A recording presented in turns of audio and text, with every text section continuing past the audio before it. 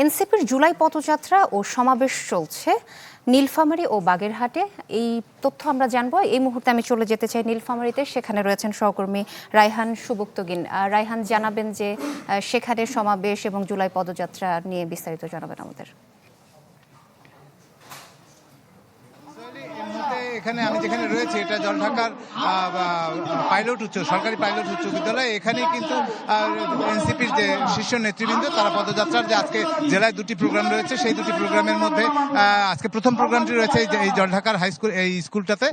এখানে ইতিমধ্যে আপনি দেখতে পাচ্ছেন যে অসংখ্য মানুষ কিন্তু এসে জমায়েত হয়েছে।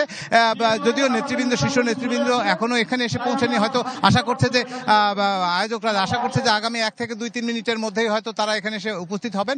তবে সবাই এখানে আগ্রহ নিয়ে অপেক্ষা করছে এবং যে জিনিসটাকে কেন্দ্র করে এই জুলাই পদযাত্রা, আপনি দেখতে পাচ্ছেন যে স্টেজের মধ্যে যে স্থানীয় নেতৃবৃন্দ যারা রয়েছেন তারা কিন্তু বক্তৃতা করছেন। তাদের যে আকাঙ্ক্ষা, তাদের যে কামনা, জুলাইকে কেন্দ্র করে জুলাইয়ের যে চেতনা সেটিকে সংঘবদ্ধ করা, গণরায়ের যে রায় সেটিকে বাস্তবায়ন করা, তার পাশাপাশি জুলাই অভ্যুত্থানে যে যারা শহীদ হয়েছেন, যারা নির্যাতিত হয়েছেন, যারা আহত হয়েছেন তাদের বিচার সম্পন্ন করা, এগুলোই কিন্তু এনারা এখানে দীর্ঘক্ষণ ধরে আলোচনা করছেন এবং ওনারা আকাঙ্ক্ষা করছেন যে শীর্ষ পর্যায়ের নেতৃত্ব যারা আছেন তারা কিন্তু এখানে এসে তাদেরকে এই বিষয়ে দিক নির্দেশনা দেবেন। আজকে নীলফামারীর জলঢাকায় এবং নীলফামারী সদরে দুটি জায়গায় আসলে এই পদযাত্রা অনুষ্ঠিত হবে।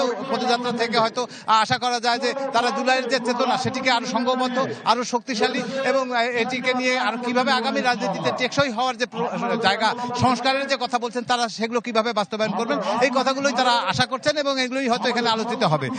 সোহেলি, এই হচ্ছে এখানকার বর্তমান পরিস্থিতি। তবে কিছুক্ষণের মধ্যেই শীর্ষ নেতৃবৃন্দ যারা এনসিপি রয়েছেন তারা এখানে উপস্থিত হবেন, এরকমটাই এনারা আশা করছেন। এখানে আজকে উপস্থিত হবেন সার্জিস আলম, নাসিরউদ্দিন পাটোয়ারি এবং আক্তার হোসেন এমপির মতন শীর্ষ নেতৃবৃন্দ। সোহেলি, এই ছিল আমার কাছ থেকে নীলফামারী থেকে এনসিপির পদযাত্রা। জি রায়হান, ধন্যবাদ আপনাকে। দর্শক, এই মুহূর্তে একটু চলে যেতে চাই বাগেরহাটে। সেখানে রয়েছেন সহকর্মী আরিফুল ইসলাম। আরিফ, জানাবেন সেখানকার এনসিপি জুলাই পদযাত্রা ও সমাবেশ নিয়ে। নগদ নিয়ে এলো হার না মানা হার অফার। সর্বনিম্ন 10,000 টাকা রেমিটেন্স নগদে পাঠালে থাকছে স্বর্ণের হার জেতার সুযোগ। সোহেলি, এনসিপির যে জুলাই পদযাত্রা চলছিল তার বাগেরহাটে ছিল আজকে প্রথম দিন। আজকে 3টার কিছু পরে আমি দাঁড়িয়ে আছি চিতলমারী উপজেলার কেন্দ্রীয় শহীদ মিনারের সামনে। সেখানে 3টার কিছু পরে এই পদযাত্রার আগে সেখানে বক্তব্য রাখা হয়। আগামীকাল এবং সন্ধ্যা 6টায় ফকিরহাটে এবং আগামীকালকে বিকাল 3টায় বাগেরহাট জেলা শহরে এবং সন্ধ্যায় মংলায় এই পদযাত্রা হওয়ার কথা রয়েছে। তো এখানে কেন্দ্রীয় নেতৃবৃন্দ বক্তব্য রেখেছেন। আবুল হাসনাত আবদুল্লাহ এমপি তিনি বক্তব্য রেখেছেন। উপস্থিত ছিলেন ডাক্তার মাহমুদা মিতু এবং কেন্দ্রীয় নেতৃবৃন্দ ছিলেন জামাতের এই আসনের এমপি ছিলেন। তবে এখানে বেশিরভাগ সময়ই এখানে নেতৃবৃন্দ, এনসিপি যারা নেতৃবৃন্দ স্থানীয় এবং কেন্দ্রীয় নেতৃবৃন্দ ছিলেন তারা বেশিরভাগই প্রধানমন্ত্রী তারেক জিয়া এবং সরকারের সমালোচনা করেছেন। তারা বলেছেন যে যদি এই জুলাই আন্দোলনের ত্যাগ আজকে প্রধানমন্ত্রী তারেক জিয়া প্রধানমন্ত্রী হতে পেরেছেন, বাংলাদেশে যে নতুন নিরপেক্ষ নির্বাচন হয়েছে, তো এই আন্দোলনের যে সফলতা ছিল, গণভোট ছিল, সেই গণভোট বাস্তবায়ন করতে হবে। শুধু তাই নয়, এই চিতলমারীতে আপনি জানেন যে গেল নির্বাচনে এখানে ধানের শীষের যিনি প্রার্থী ছিলেন কপিল কৃষ্ণ মণ্ডল, তিনি কলাতলা ইউনিয়নের আওয়ামী লীগের সহসভাপতি ছিল। তাকে মনোনয়ন দিয়ে বিএনপি এখানে ধানের শীষের প্রার্থী করেছিল এবং তিনি এখানে হেরে গিয়েছেন। এ ব্যাপারে সব নেতৃবৃন্দ কিন্তু সমালোচনা করেছেন।